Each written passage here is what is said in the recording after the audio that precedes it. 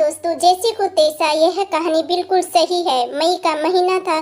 सुबह से ही जैसे गर्मी का आतंक सा मचा था। विवेक ने सोचा क्यों नहीं श्रीमती जी का काम आसान कर दिया जाए। सुनो, ब्रेकफास्ट और लंच छोड़ो, आज ही ब्रंच करते हैं। ब्रंच ये क्या है मम्मा? लंच और ब्रेकफास्ट के बीच के खाने को ब्रंच कहते हैं। छोटा टिट्टू आकर सिखाने लगा तो नीना झल्ला उठी। परेशान क्यों होती हो? पराठे सेक लो। भुने आलू पराठे और दही का रायता खाकर निश्चित हो जाएंगे। विवेक की फरमाइश सुन बिफर पड़ी। पराठे सेकना आसान है क्या? इस गर्मी में मुझसे चूल्हे के पास खड़े नहीं हुआ जाता। ऊपर से इतने लोग, स्वाद किसी को आलू नहीं खाना तो कोई दही नहीं खाएगा। ऐसे में उसे कुछ और बनाना ही पड़ेगा। क्यों वह छोटी बहू बनकर आई? अच्छा होता अगर बड़ी होती, आराम से छोटी पर ऑर्डर चलाती और आराम करती।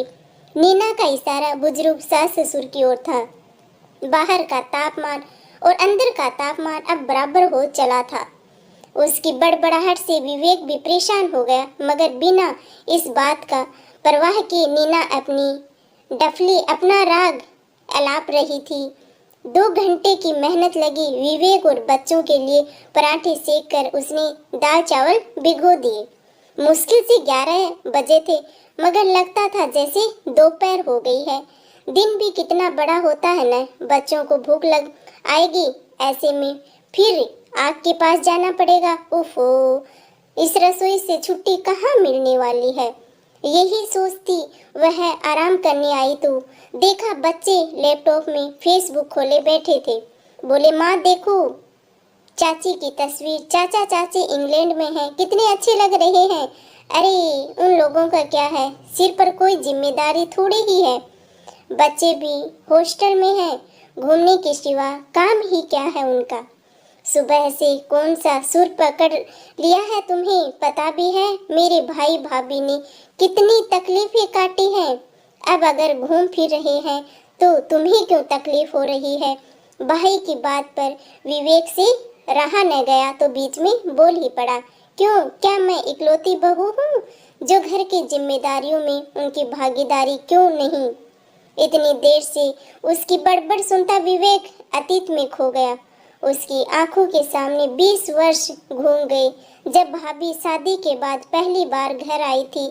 हर दिन त्योहार सा लगता था। लड़कों वाले घर में जहाँ लड़की की आदत न हो, वहाँ बड़े प्रेम से सबके लिए नाश्ता बनाती और खिलाती भाभी बहुत ही स्नेहमयी लगती थी। घर के सारे काम करके भी खुश रहती थी। भैया के तबादले के बाद जब उन्हें बाहर जाना पड़ा तो भीगी आंखों से विदा लिया था। उन्हें पता था कि वह तनख्वाह बड़े शहर में रहने के लिए काफ़ी नहीं होगी। कुछ ही दिनों बाद पता लगा कि घर के काम के साथ उन्होंने ट्यूशन पढ़ाना भी शुरू कर दिया था। इस तरह वह घर बाहर व बच्चों की जिम्मेदारियां उठाने में भैया का सहयोग करने लगी। पूरे 20 वर्ष लगे, तब जाकर बच्चों का कैरियर बना। मगर ये सब तो नीना ने देखा ही नहीं। उसे तो बस अपना दुख ही नजर आता है। उसे लगता है कि उसके अलावा पूरी दुनिया मौजी उड़ा रही है। सबसे पहले उसने घर में काम करने वाली को हटाया, जिसे रिटायरमेंट के समय से ही विश्वनाथ जी ने रखा था, ताकि बुढ़ापे में उनकी सेवा होती रहे। वह खाना बनाकर घर के छोटे बड़े सभी भी काम भी कर लेती थी। उसकी कर्मठता देखकर सब उसकी तारीफ करते थकते नहीं थे। ऐसे में नीना ने उसे यह कहकर निकाला कि वह घर की सदस्य नहीं बल्कि बाहर वाली है, इसलिए उसे ज़्यादा महत्व नहीं मिलना चाहिए। विवेक की माँ जानकी जी की तबीयत खराब रहती थी। उनसे किसी तरह की कोई उम्मीद नहीं की जा सकती थी। अब पूरा परिवार उसके ही नियंत्रण में था। वह बनाएगी तो लोग खाएंगे, अन्यथा तो सब लोग भूखे ही रहेंगे। तब जो बात विवेक समझ न सका था, वह अब समझ गया। इन सब हरकतों के पीछे उसका स्वार्थ था। वह इतना ही चाहती थी कि बस उसकी पूछ होती रहे, उसकी ही महता बनी रहे बस। जब तक विवेक अपने ख्यालों में खोया था, नीना ने मौका पाकर बड़ी बहू की फोन मिला ही दिया। वाह दीदी, अकेले अकेले लंदन घूमा जा रहा है। कभी मम्मी को भी अपने साथ ले जाइए ना भाभी जी, मम्मी को भी घुमा दीजिए। हाँ हाँ, तुम लोग भी आओ, परिवार के साथ घूमने का तो अलग ही आनंद होता है। हमारी छोड़िए, अपनी जिम्मेदारियां संभालिए आप। मीठी मीठी बातों से आखिर कब तक बहलाएंगी? आपको भी तो परिवार के प्रति कुछ कर्तव्य कर अपना अगला जन्म सुधारना चाहिए। सारा फितूर निकाल कर एकदम से शांत हो गई। उसके बाद इधर माधवी का मूड भी पूरी तरह से खराब हो गया था। वह पहले ही देवर की शादी कम पढ़ी लिखी से करने के पक्ष में नहीं थी, मगर ससुर जी के दिमाग में यही था कि गांव की एक कर्मठ लड़की ही परिवार संभाल पाएगी। यही सोचकर छोटे बेटे के लिए एक भरे पूरे परिवार के ग्रामीण बहू लेकर आए थे। कुछ समय तक तो सब ठीक रहा, पर जैसे जैसे ही समय बीतता गया, रंग भी उतरता ही चला गया। उसकी बातों से इतनी दुखी हुई कि वापसी का टिकट करा सीधे ससुराल आ गई। उसे अचानक आया देख निन्ना की तो सिट्टी पिट्टी ही गुल हो गई। माधवी ने आते ही एक कर्मठ लड़की को काम पर रख लिया और कहा, दीदी मैंने इतने बरस सेवा किया है, आप स्वयं काम करने की बजाय दूसरों के काम करा रही हो। इतनी ही चिंता है तो अपने साथ ले जाइए। इस तरह तो आप पल्ला झाड़ रही हैं दीदी, ऐसा मत कीजिए।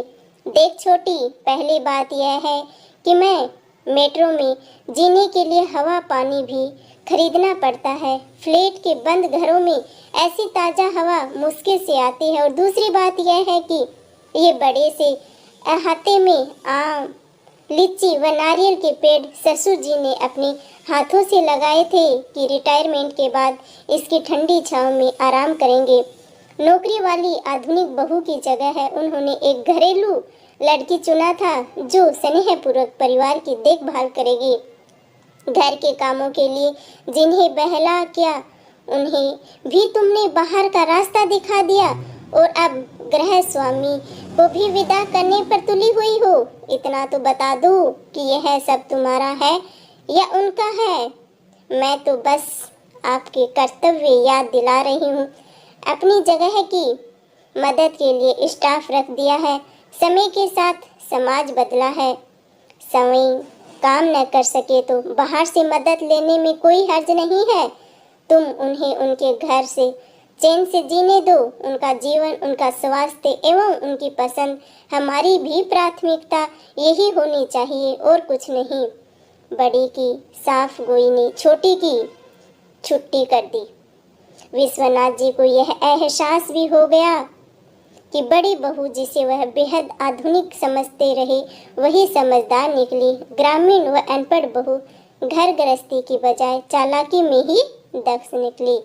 इस बात का एहसास हुआ तो मन पर पड़ा जो भरम था वो भी हट गया। इसलिए दोस्तों, पढ़ी लिखी बहुएं होंगी तो उनका अपने घर गृहस्थी हो, समाज हो, सबके बारे में ज़्यादा ही नॉलेज होता है। एक अनपढ़ बहू और आज की पढ़ी लिखी बहू में बहुत अंतर है। लोग कह ही देते हैं पढ़ी लिखी बहुएं हैं, वो अपने सास ससुर का ख्याल नहीं रखती। ये बात बिल्कुल गलत है।